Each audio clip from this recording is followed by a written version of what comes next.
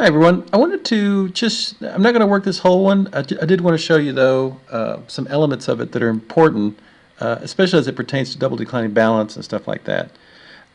Note that let me see, let me get this out of the way.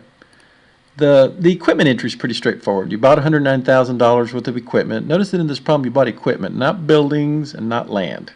Okay, just buildings, just equipment. No buildings, no land. So you buy the equipment, you book the equipment. That's pretty easy. Wanted to show you. See if I can get this back up. Yeah. To get this back up, get it up a little higher. Okay.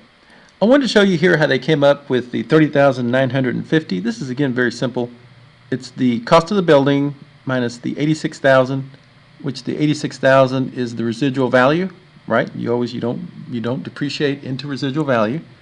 Divide it by 20 and you get 30,950. Pretty simple.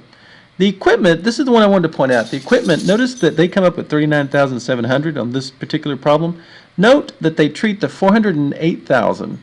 They treat the 408,000 that was on the books, right, with its accumulated depreciation at 20%. It's 1 over 10 times 2. But I did want to point out, notice that the 109,000, the actual purchase, they only took a half year's worth of depreciation. So I did want to point that out, that they take a half year's.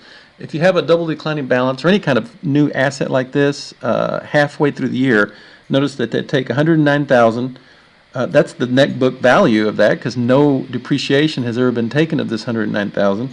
They multiply it by the 20%, which is 1 over 10 times 2. That's twice the rate, times half a year. So be sure and take into account that you take a half year if you've owned it for half a year. Then next year it'll be an entire bucket because everything's owned for the entire year. Just wanted to point that out.